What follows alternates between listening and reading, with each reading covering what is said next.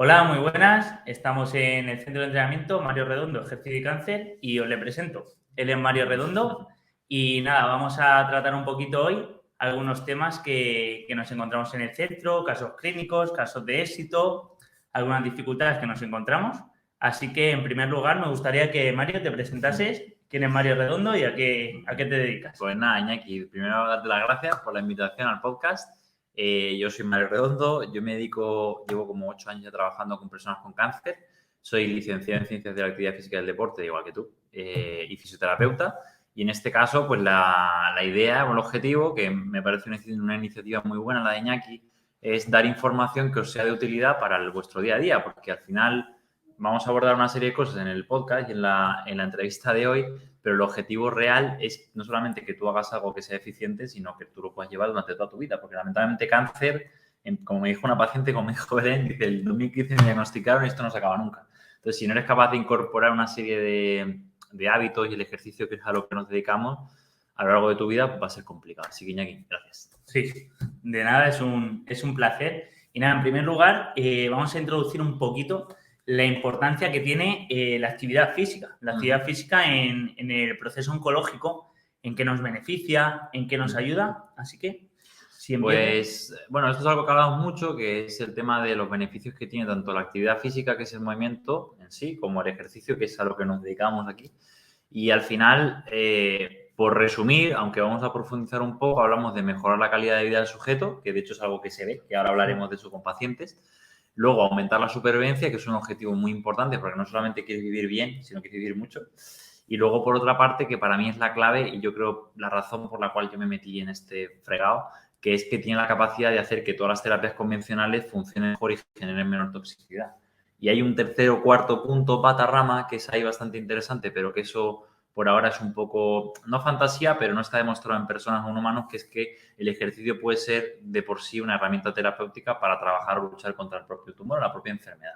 Entonces, es una herramienta muy potente que no tiene casi costo económico, que es gratuita, lo único que requiere tiempo y esfuerzo, que son cosas que a día de hoy, pues, lamentablemente, la gente le suele carecer Le suele costar un poquito más ese tema por el hecho de la sociedad en la que vivimos. Exactamente. Que nos lleva a un ritmo muy rápido, nos lleva a querer todo ya y esforzándonos lo mismo. Si no, negocios como Globo o Uber no hubieran funcionado. Exactamente. No hubieran funcionado. Exactamente. Sí, a mí me parece súper importante esto que dices, porque es que además los propios pacientes aquí en el centro nos lo comentan. Dices, claro, que tengo menos efectos secundarios, me muevo muchísimo mejor. Me he recuperado antes, claro, ¿no? Los casos que ahora comentaremos dentro de un rato, que los llevas tú, de gente que tras su cirugía, de hecho yo aluciné cuando subiste el vídeo de la paciente ayer o antes de ayer, que después de una mastectomía, que te pregunté, ¿pero fue tumerectomía o fue mastectomía? No, mastectomía tiene un rango de movimiento mejor que mucha gente que no lo han operado, que no tiene nada. Claro. Entonces, o sea, la diferencia que hay entre una persona que implementa el ejercicio de la actividad física, tampoco hace falta ser deportista de élite, pero de una manera regular, frecuente, con alguien que no hace nada, la diferencia es muy potente. Sí. Y además, aquí en el centro, como nos solemos encontrar muchos casos de gente que había sido inactiva completamente y a raíz del diagnóstico empiezan a ponerse las pilas, es impresionante porque ves cómo entra una persona por la puerta que dices, tiene dificultades al andar, una persona súper sedentaria y además que se ve a simple vista.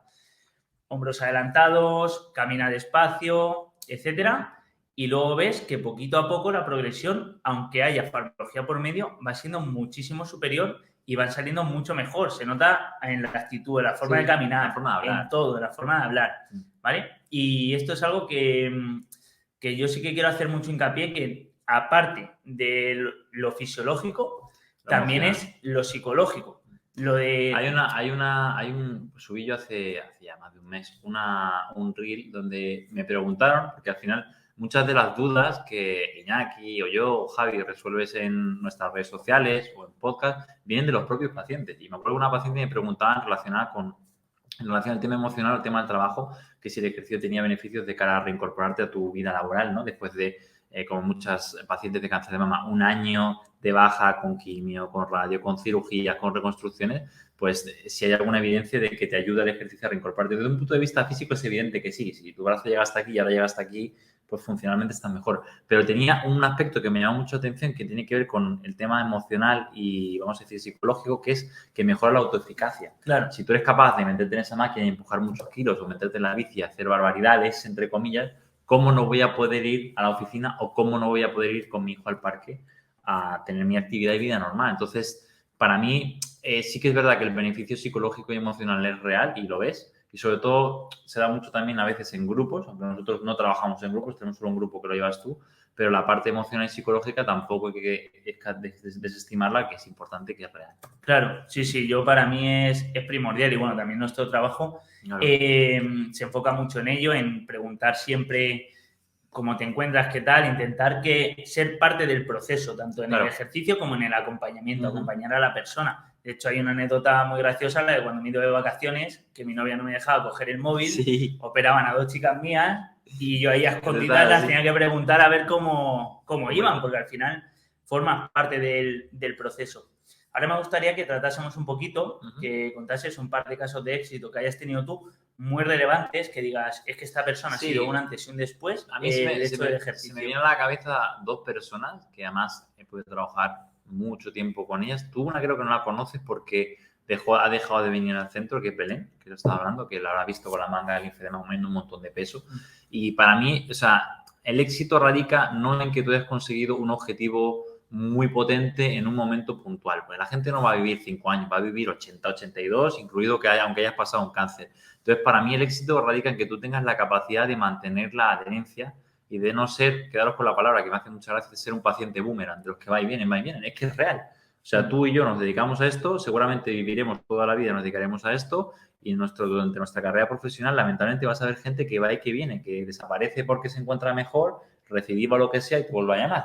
O que desaparece pero gana 10 kilos, te vuelve a llamar. Y al final, la idea no es que tú vayas y vengas, sino que tú mantengas una línea y una continuidad. Entonces, en el caso, por ejemplo, de Marta, que sale muchas veces en mis redes y demás, y tengo una entrevista con ella durante la pandemia, que estaba con la mascarilla y esto, que esa mujer es una persona que venía previamente con un cáncer de mama, con una obesidad muy importante, con alteración de la tensión arterial, con una predisposición no diabética, pero casi, con un montón de problemas.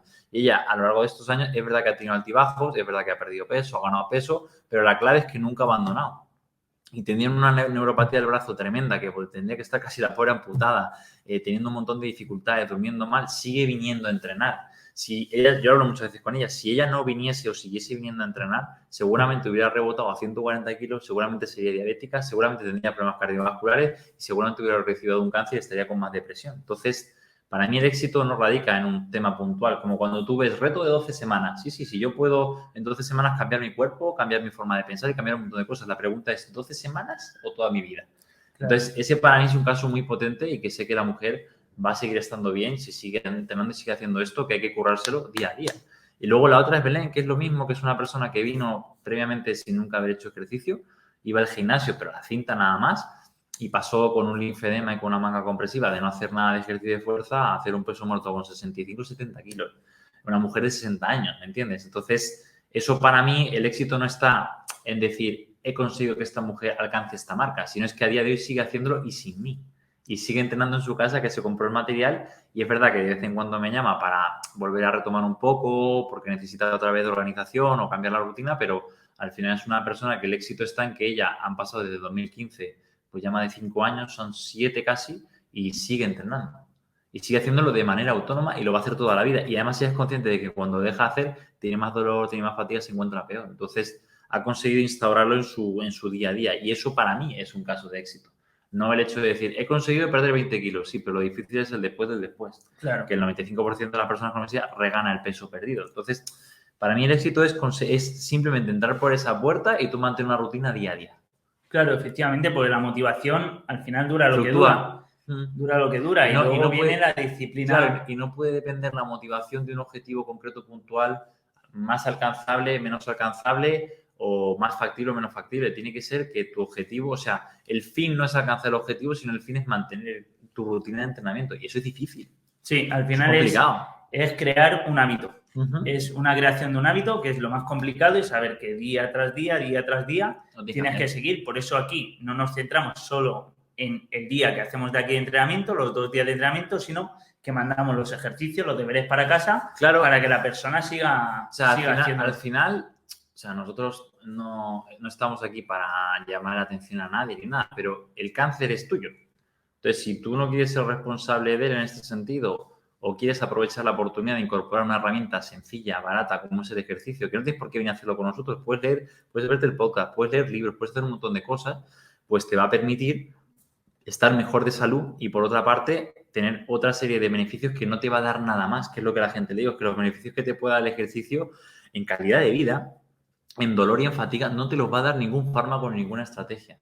Y eso es lo que más te está jodiendo la vida. Entonces, ocúpate un poco de tu problema y pon de tu parte para mejorar esto. No puede ser que tú o yo tengamos más interés en que la persona mejore de lo que la persona quiere. Que eso, ahora hablaremos luego de dificultades y complicaciones que hay en el día a día, tanto nuestra como de lo que se ha leído en la literatura de pacientes, pero la idea y lo que con los pacientes que nosotros tenemos éxito, yo siempre lo digo, no es que seamos buenos, sí, porque estamos aquí un sábado 17 de septiembre, hemos evaluado a un chaval con un melanoma que viene de súper lejos y estamos aquí un sábado, somos buenos, pero el bueno es él, que se ha venido a tomar por culo, que se ha cogido un sábado por la mañana, que estamos 2 horas evaluándole y que va a hacer el programa de ejercicio. Entonces, si esto tiene éxito, el chico mejora su rendimiento y mejora su salud, no es solo por nuestra acción, sino también por su implicación. Efectivamente, nosotros somos un 20%. Exactamente. Y el paciente tiene un 80%.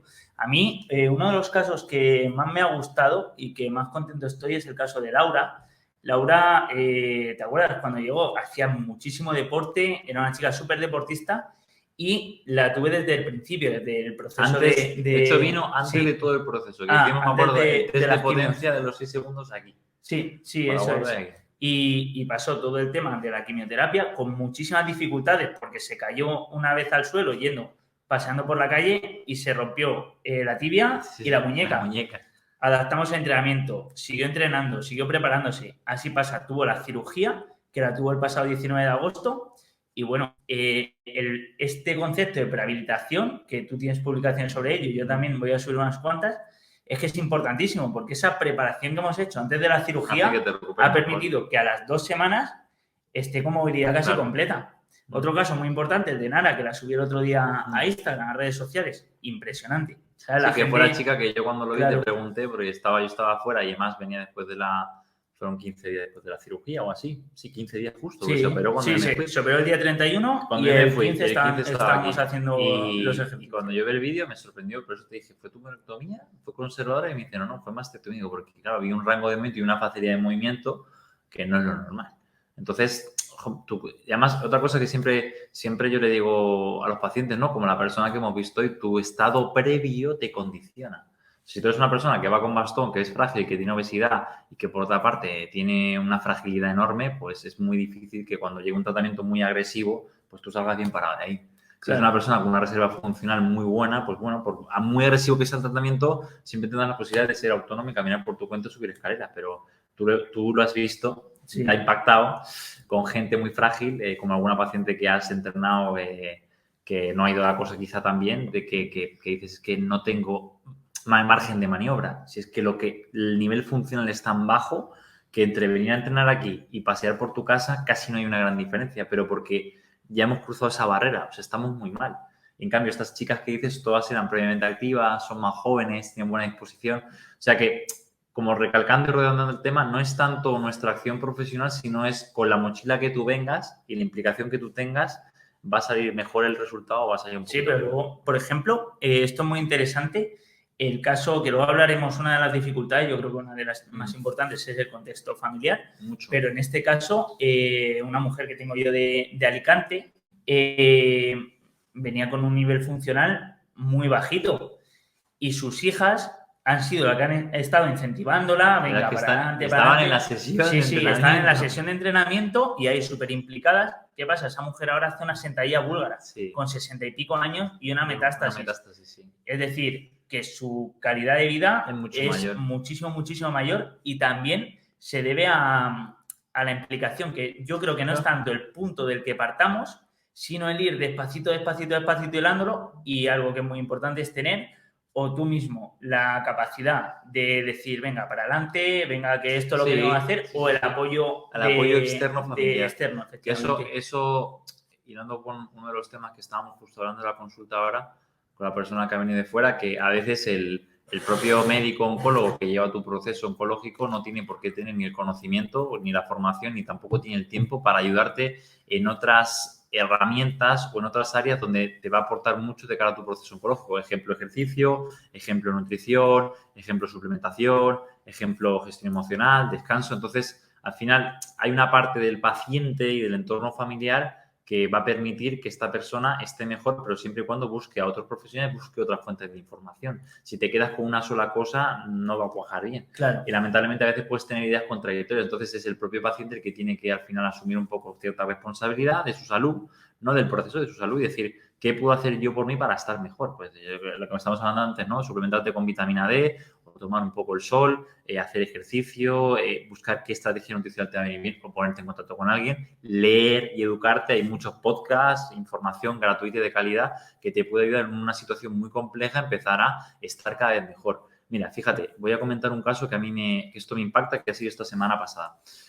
Llamo a una paciente de parte de un médico con el que colaboramos y demás, y ella creo que está en Puerta de Hierro, que Puerta de Hierro está, creo, a 20 kilómetros, o sea, en 15, 20 minutos, una hora de no tráfico, llegas aquí y demás. Y luego hay otra persona que me llama el marido de una paciente de cáncer de mama metastásico que son de las islas, creo que de Gran Canaria.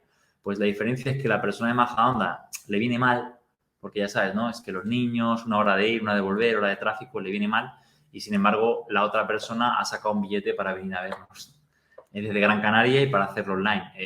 La persona de Majadahonda dijo que, bueno, que ya nos llamaría, que ahora no está interesada, por el motivo que sea, y la otra persona, sin embargo, tiene la intención de venir, hacer la valoración, conocernos y luego empezar a trabajar online. Entonces, la diferencia que hay en estos procesos no es el médico, es el paciente. Como he dicho antes, nosotros no es que seamos buenos, lo que pasa es que cuanto más medios tienes, cuanto más divulgación tienes, cuanto más gente te sigues, pues eres un embudo de filtro. Y al final, pues entra mucha gente interesada en el producto o en el servicio, y quienes llegan a venir, los que no solamente pueden pagarlo o pueden venir, sino los que realmente tienen la intención. Si lamentablemente gente con cáncer, nos guste o no, va a haber una barbaridad y cada vez más joven. Ahora vamos a ver quién realmente, entre comillas, va a estar a la altura y va a incorporar el ejercicio de manera regular y de manera eficiente. Y para mí, siempre lo digo, porque nosotros lo sabemos, cuando hacemos la valoración inicial, a veces nos miramos como diciendo, esto va a cuajar o esto no. O sea que es muy importante que el paciente se ponga en este caso las pilas. Yo hay un concepto que hablé en el podcast anterior con la doctora Marta Capelán, que es oncóloga, y hablamos del empoderamiento del paciente. Es decir, ella le gustaba muchísimo hacer partícipe al paciente de su propio proceso. Claro. Porque dice, es que lo que tú decías, al final la enfermedad no es del médico. El médico te va a ver 10 minutos y luego ver a otro caso. Nosotros vamos a verte durante una hora, te vamos a mandar los ejercicios, te vamos a preguntar, pero bueno, al final tenemos más casos, pero la enfermedad que la pasa es el paciente. Entonces es él el que todo lo bueno recae en él y todo lo malo recae en él. Tanto la bajada, yo esto muchas veces, bueno, a ti te habrá pasado, de personas con las que tratamos, pues que un día estamos muy bien, otro día estamos muy mal, y yo siempre eso digo, a nivel emocional me refiero. Sí. Es que nos tenemos que abrazar tanto en las subidas como en las bajadas, claro. Porque al final tan importante la bajada como la subida. Tenemos un problema grave y hay que ir solventándolo poquito a poco, pero es normal estar días malos y días que dices, mira, que es que no puedo más. No puedo más. Y esos días son los que el entrenamiento cuenta el doble, o la alimentación cuenta el doble, o el hablar con tu familia, salir a dar un paseo, etcétera. Y yo creo que es bastante importante y es lo que suele marcar la diferencia. Claro, sí, de hecho, o sea, el problema que yo le veo, independientemente del ejercicio, al final tú dices, y esto lo hablamos mucho y además nosotros lo vemos. Tú cuando dices, es que esta persona, pues, por ejemplo, Marta, ¿no? Dice, ha tenido o tiene éxito o va bien dentro de su situación o contexto. ¿Por qué va bien? Porque se ha ido ella me lo decía ayer. Me decía, porque se ha ido a ver a Tony Hernández, que empezó a mejorar con él a través de la nutrición. Luego de ahí derivó con Cubrías y con el tema de la doctora González para hacer otra serie de cosas. Cuando apareció dolor y una neuropatía que yo no sabía controlar ni sabía dónde venía, le mandé con un profesor mío de la universidad para el tema de dolor persistente. A su vez también viene aquí el fin de semana en el curso y se hace la calorimetría con Sergio y les hace las pautas nutricionales y pierde más peso. Entonces tú dices, joder, es que no es solamente el contexto de la hora de ejercicio, las 2 horas de ejercicio, es todo lo que está haciendo ella para mejorar su salud. Entonces, cuando tú ves una persona, que esto a mí me gusta mucho hablar de el libro este que lo habéis leído también vosotros de Hábitos Atómicos, dice el mayor proceso de cambio es cuando tú cambias de identidad. Entonces, cuando nosotros hablamos de una persona muchas veces con obesidad, tú piensas, ¿no? Y dices, ¿por qué se puede caracterizar una persona que ha llegado a una obesidad? Pues seguramente come un poco de más, seguramente tiene algo de problemas emocionales, seguramente no incorpora la cantidad de ejercicio, que puede ser espectaculares, pueden ser prejuicios, pero seguro que algo tiene. Eso es como decir un alcohólico no tiene problemas con el alcohol, no, el alcohólico es alcohólico, pues tiene problemas con el alcohol. Entonces, si no eres capaz de cambiar, entre comillas, tu identidad, estás perdido. O sea, tú por venir aquí a entrenar 2 veces en semana no va a cambiar tu vida. Tienes que cambiar completamente tu vida. Y esto lo dice Alfonso Fernández con su libro Cáncer Integral, que ya he hablado con él un par de horas hace unos meses, y él me decía, dices que el paciente oncológico tiene que cambiar de vida. O sea, igual tienes que terminar una relación tóxica, tienes que cambiar de amigos, tienes que cambiar de forma de alimentarte y te guste o no te guste, si sigues llevando el mismo modo de vida y pones parches de medicina convencional, volverá el problema. Y es triste, pero es real. Y el ejercicio yo lo intento llevar y transmitir lo que has dicho tú, no como viene usted a hacer 4 sentadillas y medimos la potencia y tal. No, viene usted a hacer esto, pero es que quiero que se vaya a hacer senderismo y quiero que se cambie de actividad. Lo hablaba con María Apunte, con pacientes que tienen ya con problemas de salud gastrointestinales o de salud intestinal, y me dice que muchas veces que no hay que tocar solo el suplemento o la dieta, hay que tocar el tema emocional o hay que tomar su entorno. Es una persona que se estresa, que no tiene tiempo para ella, dice, por mucho que yo la ayude, la gastritis la va a tener. Y vas sumando cosas y al final para mí el objetivo no es tanto que tú entrenes 2 veces en semana y tú lo ves, sino que al final que la persona modifique un poco su estilo de vida. Y por eso es tan fácil trabajar con gente como Nara. Es tan fácil trabajar con gente como Laura. Por eso es tan fácil trabajar con gente como Marta, porque ya lo tiene integrado en su día a día. El que no ha hecho esto nunca es muy difícil que lo haga. Claro. Sí. Yo creo que es el principal problema que nos podemos encontrar. Ahora vamos a hablar un poquito más de dificultades que nos solemos encontrar aquí en el centro a la hora de tratar con una persona o a la hora de que venga una persona, ¿vale? En primer lugar, a mí me gustaría resaltar el tema educativo. Sí, entiéndase educación como, además esto venía en la definición de la RAE, la segunda sección, que es transmisión de conocimientos. O sea, no hablamos de que seas un maleducado, de la que la gente entiende por maleducado. Una persona que ocupa en el suelo, que se tira un eructo. No, hablamos de educación en salud, que no tienes el conocimiento suficiente para entender la relevancia de esto. En el momento que tú lo tienes, como me decía Alejandro Lucía en un congreso hace muchos años, en Petit Comité fuera de cámara, me decía, es que no tenemos ni idea de la herramienta que tenemos. O sea, para que te lo diga una persona como de ese nivel, evidentemente es que es importante. ¿Por qué? Porque él se lo ha leído todo, él es el que publica y él es el que está viendo en el día a día el impacto que tiene el ejercicio en los pacientes. Entonces, para mí es seguramente el principal problema, el nivel educativo, que es el nivel de conocimiento con el que entra el paciente por aquí por la consulta, que tiene más prejuicios e ideas negativas del ejercicio que beneficios. O sea, no puede ser que te preocupe más en morirte por una maratón que de estar en el sillón. O sea, claro.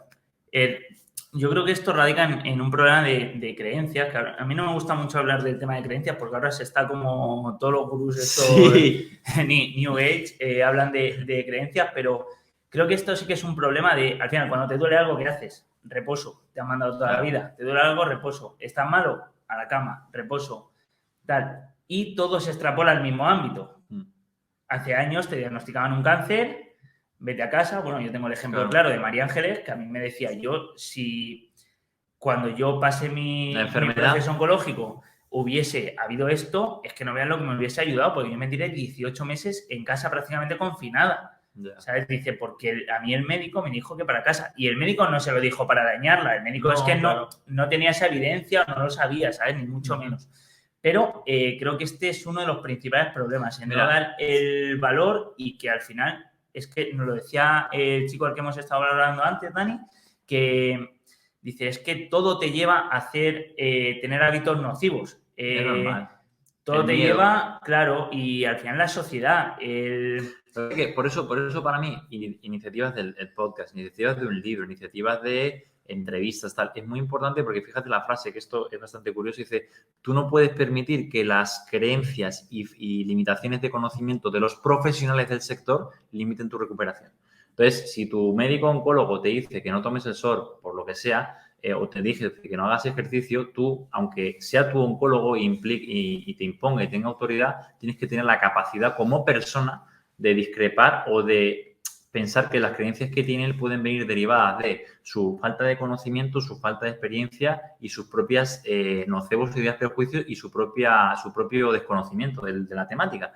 Entonces, al final te tienes que tú poner en situación de decir, vale, yo tengo una persona que me puede dar con un área concreta, pero de las otras áreas no tiene ni idea. Es como si ahora a ti o a mí nos preguntan que dónde invertir o qué coche me compro. Pues seguramente no tengamos tanto conocimiento de eso. ¿Y te vas a fiar de tu palabra o de la mía? No. Vas a indagar y buscar. Entonces, es súper importante lo que has dicho tú antes, que la persona empiece a indagar, a buscar y a preguntarse realmente si esa es la manera correcta, porque al final viene mucha gente con ideas muy claras y luego nosotros le decimos todo lo contrario. Y ellos se dan cuenta que dicen, joder, si me ha dicho que no mueva el brazo tan rotundamente y me he dado cuenta que tengo que mover el brazo y que me viene mejor, ¿qué otras cagadas no me habrá dicho? Claro. Que están repercutiendo no en su salud, en mi salud. Por eso es tan importante la divulgación y es tan importante la educación y la formación, porque te permite empoderarte y te permite tomar decisiones correctas y más acertadas de las que te están dando el supuesto mero profesional, que como ponía Leticia Reina el otro día, que yo quedé flipado, con López Otín, le decía cómo es posible que la medicina convencional, la oncología convencional sea tan reticente y tan resistente a la oncología integrativa. Y muchas veces viene por la propia idea y por el propio prejuicio del propio profesional. Entonces eso, la única manera de cambiarlo, el sistema no lo vas a cambiar, pero las personas sí. Claro, ese yo creo que es, hilando un poquito con esto, creo que es una limitación muy clave. Por ejemplo, lo que has dicho del brazo. Sí, se sigue diciendo, después de realizar una linfadenectomía, no puedes coger más de 2 kilos de peso por riesgo a padecer un linfedema.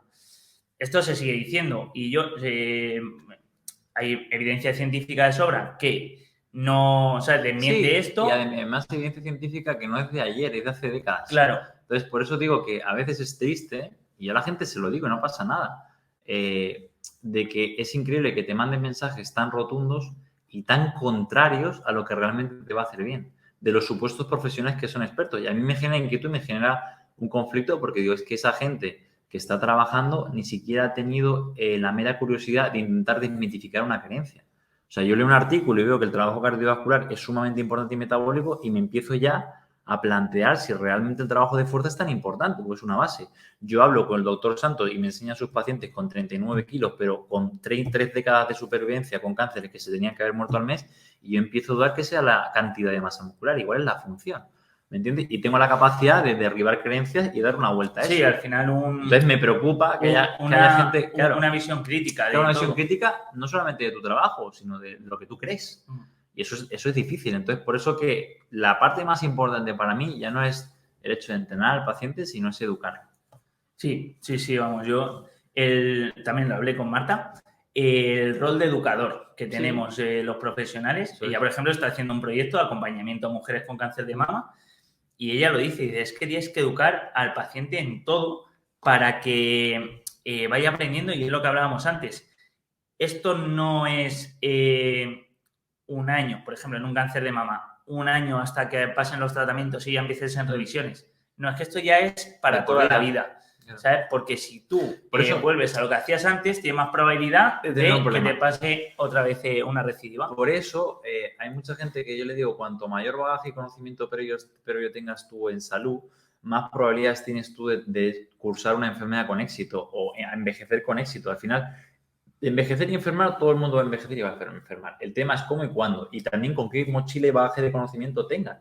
Porque no es lo mismo que te pille con el conocimiento que tienes tú ahora un cáncer que te hubiera pillado hace 5 años. Claro. Seguramente no hubieras tomado las mismas decisiones ni nada. Entonces es súper importante la parte educativa, tanto por parte nuestra como por parte de los médicos, como parte de los nutricionistas, como parte de los divulgadores, para que la información que llegue tenga un poco de criterio. Y luego que el propio paciente sea el que decida, ¿eh? Yo siempre digo, tú no me tienes que creer a mí. Léeme a mí y lee a otro, y luego tú, bajo tu criterio y tu conocimiento, me creerás más a mí o al otro, pero nadie tiene la razón ni la verdad propiamente tal. No, pero por lo menos tengo evidencia, tengo justificaciones para decirte por qué hago lo que hago. Y eso, una cosa muy importante, que esto yo creo que para todos los profesionales, es dejar tu ego aparte. Sí. Es decir, yo mira, el otro día Marisa fue al fisioterapeuta y dijo el fisioterapeuta, pues tenía un problema a nivel del trapecio, pues mira, yo creo que deberías de trabajar esto, esto y esto. Yo no soy nadie para ponerme en contra y decir, no, porque esto no es tal. No, yo me lo miro, tal, lo estudio y ya tomo las decisiones siempre con la paciente, teniendo en cuenta la opinión del fisioterapeuta, que es otro profesional, teniendo en cuenta mi criterio y en cuenta el criterio de la paciente. Esto me lo decía un profesor en la carrera, que es cachondo. Dice, el 87% del intrusismo laboral y los nocebos están en nuestro propio gremio.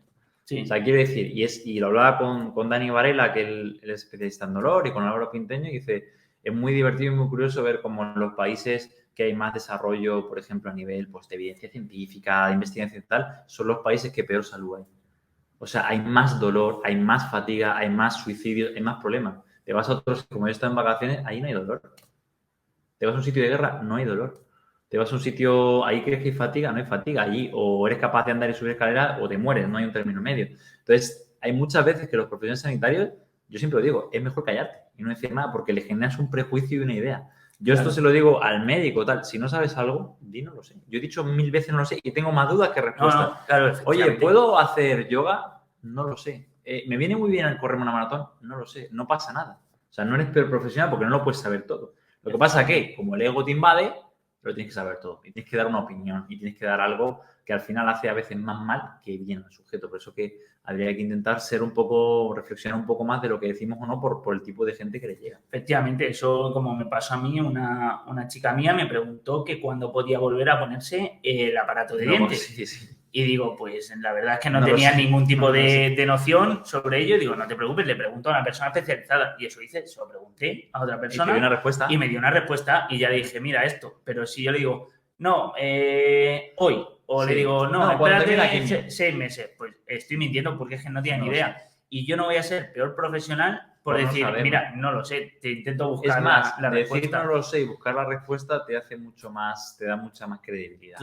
Claro, efectivamente. Otro inconveniente que yo veo también es otro problema con el que nos solemos encontrar es a nivel familiar, es decir, el entorno y el contexto de la persona.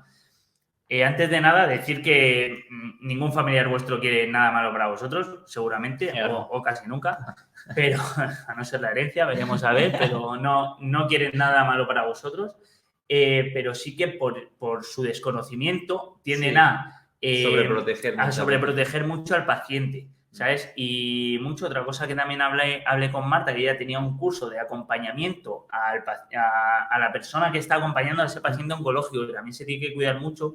Y dice, es que no es solo estar detrás del paciente, sino que también hay veces que hay que estar un poquito al lado. De hecho, bueno, no sé si tú te acordarás, pero estaba con el chico que vino de prácticas, Álvaro, y estaba con una paciente de cáncer de mama metastásico, además tenía mucho dolor lumbar y eso.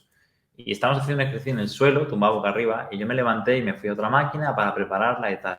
Y claro, él estaba un poco impactado, lo dice, ha pasado de ella. No he pasado, lo que pasa es que yo aquí el objetivo no es fragilizarla. Que se levante con 5 apoyos, 6 apoyos, que tarde lo que tarde. Pero no puedo yo llegar aquí, cogerla así, levantarla con cuidado. Vamos a la siguiente máquina, porque el mensaje que estoy diciendo, o sea, lo que yo te estoy diciendo verbalmente con mi acción es incoherente. Si yo te quiero decir que no te quiero fragilizar, no te voy a fragilizar. Y no se hace con la boca, se hace con gestos. Entonces, él la alucinó y me dijo, no hice nada porque si vi que tú no hacías nada, por algo sería, luego se lo expliqué. Claro. Y es lo que has dicho de Marta, que a veces el acompañamiento muchas veces no es en tener en la cama entre paños y llevar la comida, sino es hacer que espabile. Efectivamente. Y hacer que esté activo y hacer que realmente consiga mejorar su salud. Es más, cuanto más le quieres ayudar a veces, más daño le haces. Efectivamente. No es decir, venga, descansa, te lo hago yo todo. Nada. Intentar llevar una vida lo más normal posible, como era antes del diagnóstico, y venga, vamos a dar un paseo. Exactamente. Vamos a hacer alguna actividad que nos suena un poco raro, pero lo que hemos estado hablando con la persona que hemos visto es normalizar la enfermedad. Es decir, vale, esto te acompaña, pero entonces tu vida, o sea, tú, no sé, cuando tienes un golpe, tú sigues saliendo a cenar y sigues saliendo con tus hijos al parque y sigues levantándote para trabajar y sigues haciendo vida. Si tienes un cáncer y la sintomatología te lo permite, ¿por qué razón vas a modificar toda tu vida? Claro. Sobre todo para mal, para fragilizarte más, para meterte en la cama. No tiene sentido. Sí, esto sí que me gustaría remarcar, como has dicho, la sintomatología te lo permite, porque otro inconveniente que nos vamos a encontrar es el problema que tiene tanto a nivel del avance de la enfermedad como a nivel de la farmacología que la acompaña. Es decir, todos los efectos secundarios que nos genera la farmacología que nos da, antraciclinas, taxanos, etcétera, que muchas personas pues son síntomas muy importantes y muy adversos, y hay veces que dices, es que no puede la persona porque ese día se encuentra muy mal. Ahí está nuestro trabajo también de saber qué día podemos entrenar, hacer un estudio previo, decir, Pues mira, aunque... Es raro, pero es lo que has dicho tú con Globo, con Amazon o con Uber, que es facilitar la tarea. Efectivamente. De hecho, hacia nosotros pensamos y el objetivo es intentar hacer el proceso dentro de lo que cabe con el ejercicio lo más llevadero posible y facilitarlo. Y de hecho, una herramienta, por ejemplo, que utilizamos que funciona muy bien, sinceramente, es con el tema online. Cuando tú envías un programa, a veces no se hace. Pero cuando tú te conectas con la persona, sí que se hace. Sí. ¿Pero por qué? Porque hay un compromiso, una obligación. Entonces, todas aquellas herramientas, como has dicho, que te permitan facilitar pues la incorporación del ejercicio, puede que no sea el mejor ejercicio del mundo, pero por lo menos te va a permitir que la persona arranque y no abandone. Y en este caso, lo que está diciendo es totalmente real. A veces los efectos secundarios son tan invalidantes que ese día puntual no puedes entrenar, pero quizás pasado mañana sí. Efectivamente, es eso, es no quedarnos en el día que no puedo, sino intentar decir, pues mira, esto ha sido un día, 2 días, 3 días, lo que te haya durado, pero cuando esté bien, intentar entrenar. Por eso nosotros, siempre que viene alguien, va a empezar con el tratamiento y decimos... Pues lo normal vale, será vernos estos días. Claro, lo normal es vernos el día antes de la sesión de quimioterapia, pero hay personas que cuando están mejores, el día posterior... Pues sí. Y ya está, pues hace un estudio, pues mira, si el día antes no estás tan bien, pues vamos al día posterior y ya está, y adaptarnos, individualizar al paciente. Sí, o sea, al final suena un poco, pero es escuchar un poco cómo está la persona, Claro. tener sentido común, que a veces es, o sea, muchas veces yo a la gente le digo con el tema del ejercicio que estamos, además es muy divertido, pero en nuestro campo la parte del ejercicio parece que todo lo tienes que evidenciar, ¿no? Yo a veces que digo, voy a ir a un congreso y para decir que me llamo Mario Redondo voy a tener que sacar un paper que ponga porque me llamo Mario Redondo. No tiene sentido, pero a veces el sentido común, simplemente aplicando un poco el sentido común, vas a hacer que la persona vaya mucho mejor que intentando buscar explicaciones a cosas que no lo vas a encontrar. O muchas veces que te dicen, es que tengo dolor, ¿por qué me duele la rodilla? Imposible que lo sepa nadie. Sí, un tendón, no, a veces hay inflamación, hay mil cosas, incluso puede tener que ver con un tema emocional, con aumento de la sensibilidad del dolor por la situación que estás pasando. Fíjate la pérdida de peso que tenía la persona que hemos visto. Normal, te dan un diagnóstico oncológico, tu sistema nervioso se altera y pierdes peso. Claro, pero no porque tienes apetito y estás bien, no pasa nada. Y no tiene que ser por el mero proceso oncológico, sino por estrés, exactamente. Ya Entonces, duermes peor, comes peor, etc. Por eso que muchas veces le damos muchas vueltas a las cosas y nosotros aquí tenemos que hacerlo más sencillo. Claro. Que es de lo que se trata. Claro, sí. Otra limitación que, por ejemplo, también te sueles encontrar, que eso también con el tema online se gestiona mejor, es la logística. Si vives a 2 horas de aquí, pues no vas a venir aquí, pero algo podemos hacer para que tienes online o enviarte un programa o ver a quién te puedo yo recolocar allí, que sea una persona que esté formada. O sea, creo que la idea, que esto es lo que digo siempre a los pacientes, es intentar buscar más soluciones que problemas. Si tú eres una persona que pone problemas más que soluciones, va a ir mal. Si tú intentas buscar soluciones, va a ir bien.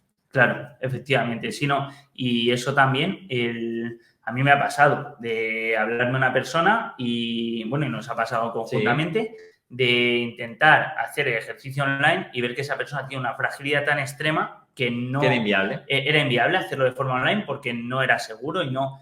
Pues se busca una persona en la zona donde esa paciente esté. Que tenga cierta formación o que le pueda dar servicio y que sea más seguro, efectivamente. Y para que lo haga de forma presencial y sea más seguro. Y al final yo creo que esto es ética, porque no te saca de nada.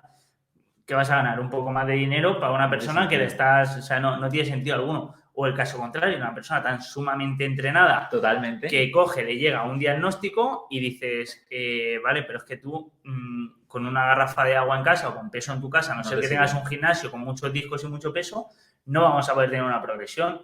Pues te derivo a otro sitio donde te puedan ayudar, porque es que al final dices... De hecho, el perfil de gente sumamente frágil, mal, que está en silla de ruedas es a distancia, es imposible, y el superdeportista tiene tanto bagaje sobre su deporte o sobre su rendimiento que realmente lo que tú haces es casi una sesión de consulta para despejar dudas, pero puede seguir haciendo su alto rendimiento. Claro. Es el término medio, que es población general, la que esto le va a venir muy bien y le va a mejorar la calidad de vida, la salud y todo el tema, pero esos dos extremos son bastante complicados. Claro. Sí, esa alimentación también es bastante importante. ¿Tienes alguna alimentación más por ahí que...? Bueno, hemos hablado del tema de la educación, que para mí es primordial, el tema logístico, que lo hemos hablado también ahora mismo, el tema del entorno familiar, los prejuicios, los nocebos, las creencias, y luego también quizá podrías hablar un poco y luego, evidentemente, lo que hemos hablado del tema de la salud, que a veces la salud no te acompaña como tú querrías y de esa manera pues es difícil.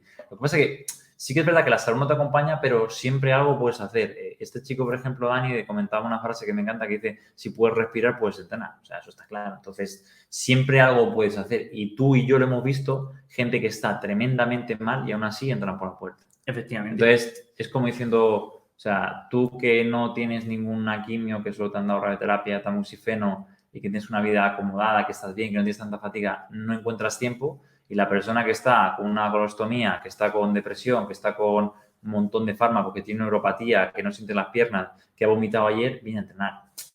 Efectivamente, eso yo es algo que siempre que me dicen, joder, tu trabajo tiene que ser muy duro, muy difícil a nivel psicológico, etcétera, que pues hay días malos y días buenos. Normalmente los malos son los mínimos. Sí, pero me dice, joder, dice, y todo lo que te enseña, llega al final, Sí, que dices, he visto venir a entrenar a una persona que no sé ni cómo ha venido, de cómo está, de sintomatología, de efectos adversos, etcétera, y a mí me va a costar ir a entrenar por la mañana cuando no tengo ningún tipo de problema. Hostia, te levantas a las 6 de la mañana y te vas a entrenar y ya está. Sí, es un tema para mí de educación y de prioridades. Y de hecho, la parte más interesante a la hora de conseguir que la persona lo haga ya no son las justificaciones. O sea, la gente al final no hace las cosas por un conocimiento o no hace las cosas de una manera racional.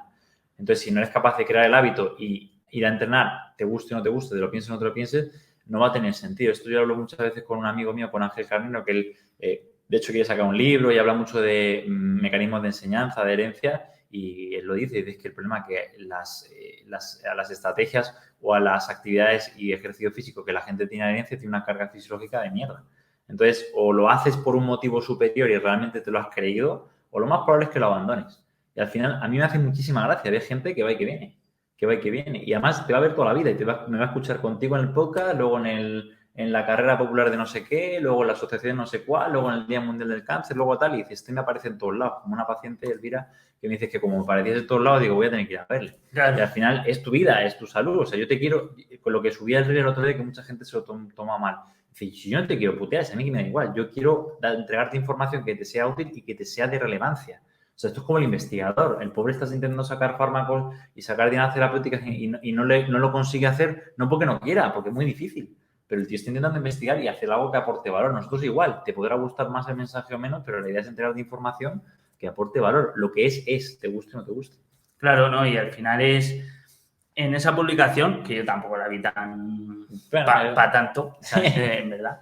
Pero bueno, es lo que hay. Y en esa publicación, al final, lo decía muy claro, si vas a hacer una cosa que no te vaya a ayudar, es que estás perdiendo tiempo, estás perdiendo dinero. Sí, dinero. Otra limitación que hay también, que otro problema que se encuentra la gente, es el tema económico, como es lógico. Pero es que dice, vale, nosotros damos recursos, Instagram, tal, etcétera, que al final con muy poquito se puede empezar, ¿sabes? Y sin inversión de dinero inicial, si no puedes, o sin y inversión además, de la dinero. gran mayoría de población va a mejorar con 4 cosas muy sencillas en casa porque no ha hecho nada. Y al final, luego, esto lo hablamos siempre, ¿no? Tema de prioridades. Igual resulta que te parece caro una consulta de 60 euros o un mes 240 euros, pero te acabas de comprar un iPhone por 1.400. Y dices, es que con 1.400 tienes un año allí. Claro. Entonces, es un tema de, ya te digo, de prioridades y que tú le des valor a ello. Hay gente, como la persona que te decía que no iba a venir al final de fuera, que estaba cerca, que al final ya me decía, bueno, hago sentadillas en casa y hago unos vídeos de YouTube. Pues evidentemente la pobre mujer me da un poco de pena porque no tiene la educación suficiente para entender el valor que tiene esto y la importancia que tiene. Que dentro de las herramientas que hay es de las más importantes que tiene a su mano. Y otra persona que llamaba del mismo autor tenía varias cosas que hacer, análisis de microbiota, análisis de sangre, análisis estrés oxidativo, y me dice, no, voy a invertir mi dinero en esto porque creo que es lo más importante. Claro, que sí, es así. Sí, que son prioridades. Luego, para pasar un poquito de tema, que vamos a hablar un poquito de qué visión tenemos del gremio, es decir, del entrenamiento enfocado a paciente oncológico o a paciente en salud en general a largo plazo. ¿Cómo estamos estamos yendo en el camino correcto, etcétera? Sí. Yo, en el caso oncológico, creo que vamos muy bien porque, a ver, aunque sea poquito a poco, porque en España al final nos dedicamos a esto 4, pero se van viendo más cosas. Es que el tema, o sea, yo sí que lo he notado, por ejemplo, este año, que te lo estaba contando antes de empezar con la entrevista, que miro el correo y tengo un mogollón de charlas, cursos, eventos que antes o quizá no contaban conmigo o no estaba ese evento o no incorporaban el ejercicio de ese evento. Pues un evento, un congreso, yo que sé, de la SEOM, la Sociedad Española de Oncología Médica, ni se habla de ejercicio. Ahora se habla de ejercicio. O sea, que yo creo que al final, por necesidad, va a ir habiendo más. Fíjate lo que decíamos de Leticia. Hablo de la oncología integrativa y cuando hablamos de oncología integrativa incorpora nutrición, ejercicio, no solo las otras terapias. Entonces yo creo que por necesidad y cada vez sale más en los medios de comunicación, cada vez se va a hablar más del ejercicio. Como colectivo, como gremio, nos tenemos que preparar. ¿Por qué? Porque no hay gente formada. Y lamentablemente esto, como lo dice Jaime Traeño, es como si tú no te formas o te educas para aprender a trabajar con una persona con obesidad. Sí que cada vez hay más. Claro. Entonces, es muy probable que, aunque tú trabajes en un centro deportivo ajeno al mundo de la obesidad, te venga una persona con sobrepeso o obesidad, te venga una persona con semaglutide o te venga una persona con estatina. Y tú tendrás que saber qué implicación es esto y cómo adaptar el ejercicio para esa persona. Entonces, cada vez va a haber más probabilidades de que te encuentres una persona que no quizá que tenga cáncer en ese momento, pero que haya superado un cáncer. Y puede que tenga una cardiopatía y puede que tenga unas secuelas derivadas de la enfermedad y deberías estar al tanto, claro, deberías estar al tanto de qué deberías tener en consideración o por dónde orientar el ejercicio para realmente ayudar a esa persona. Que es lo bonito y lo difícil del tema del ejercicio en cáncer o en salud, que los objetivos vienen previamente predefinidos. O sea, esto no es un cliente que entra por una sala de entrenamiento personal y te dice, o me quiero poner fuerte, o quiero correr una maratón, o quiero subir la cuerda. O quiero prepararme unas oposiciones. Esto es un cliente que viene y según viene, usted me da igual lo que quiera, lo que necesita es esto, esto y esto. Y estos son los objetivos. Le gustarán más o menos, pero por su salud los objetivos son esto, que es lo que hablaba en el vídeo. Dicen, para problemas concretos, soluciones concretas, que es lo que hay que hacer. Entonces, sí que creo que el sector va a crecer más, pero lo que es en la parte formativa necesitamos que la gente se ponga las pilas y empiece a interesarse más por ello, por su propia necesidad. O sea, al final yo a la gente le digo, mira, el ejercicio propiamente tal, se supone que tú deberías saber lo que es un Wingate, cómo estructurar un HIIT, cómo implementar el entrenamiento de fuerza, porque se supone que lo estudias en la carrera y te has formado. Ahora, yo te voy a hablar de en cáncer, el contexto cáncer, cómo se puede adaptar, qué es la enfermedad y cómo se posiciona la ciencia. Y es ahí donde te tengo que enseñar para que cuando te venga un cliente, pues tú sepas que aunque tenga nivolumab, da igual, pero sabes lo que es. Y de esa manera que la persona tenga, no solamente tú tienes más seguridad, sino que tú transmites más seguridad al cliente. Efectivamente, yo creo que algo que nos está ayudando bastante también es que, por ejemplo, gente como Vladi, como Spiriman, le dan mucha visibilidad porque ellos están creando tanto el proyecto de la Guapo, que ya está creado, y le dan visibilidad desde un enfoque positivo y quizá, vamos a decirlo, más agresivo. Porque el enfoque, nos damos la mano, caminamos en rosa con un pañuelo y vendemos pañuelos y somos felices, pues no creo que transmita lo que realmente hace falta. O sea, que dice que darle las gracias a ellos porque están transmitiendo otro mensaje que es mucho más importante y mucho más creíble. Claro, y además viene muy bien que ellos son médicos y además pacientes. Claro. Y están haciendo muchísimo hincapié en el ejercicio con fundaciones, la de Never Surrender o la de la Guapo. A mí me parece que eso manda el mensaje a muchísima más gente, porque además tiene un altavoz muy grande. Y eso hace que suba el interés por esto. Claro, efectivamente. Y ellos no lo hacen porque al final son fundaciones, no lo hacen ni por negocio ni por nada. No. Simplemente porque han probado en ellos mismos que les ha funcionado. Sí, y quieren fomentarlo y quieren que llegue a más gente, que es de lo que se trata. Claro, eso es, efectivamente. Para finalizar, vamos a... ¿Tienes algún tema por ahí que te gustaría hablar? Sí, a ver, a mí lo que más me llama la atención, siempre lo digo, lo estamos hablando al principio, en el área, vamos a hablar de ejercicio y cáncer, es cómo el ejercicio no es un mero mecanismo para mejorar la calidad de vida, aumentar la supervivencia o reducir la toxicidad al tratamiento, sino como por sí solo, sin otro complemento, otra terapia, puede ser tratamiento.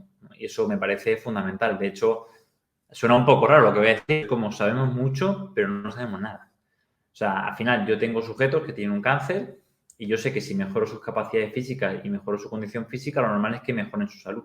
Pero no sé si eso, de alguna manera, y aplicando dosis de ejercicios muy concretas, puede tener repercusión en el propio tumor. ¿Me explico? Sí. Y eso es para mí lo realmente interesante, porque para mejorar la calidad de vida o para mejorar el dolor, de hecho Álvaro Pinteño en su, no sé cuál será el tercer libro o el cuarto, lo dice, no hace falta ejercicio, hace falta movimiento, que es muy diferente. Dice, movimiento y educación terapéutica, y para muchas cosas no hace falta ejercicio. Ahora, para conseguir un efecto concreto en un sitio concreto, de una manera concreta, sí que te hace falta saber qué tipo de ejercicio hay que hacer. Pues, no sé, por ejemplo, tener la capacidad de activar el sistema inmune justo en la mama. Pues eso sería súper interesante indagar, estudiar y ver si se puede llevar a cabo, porque para mí esa es la razón real de ser del ejercicio, no tanto que mejore tu percepción de calidad de vida o mejore tu capacidad cardiovascular.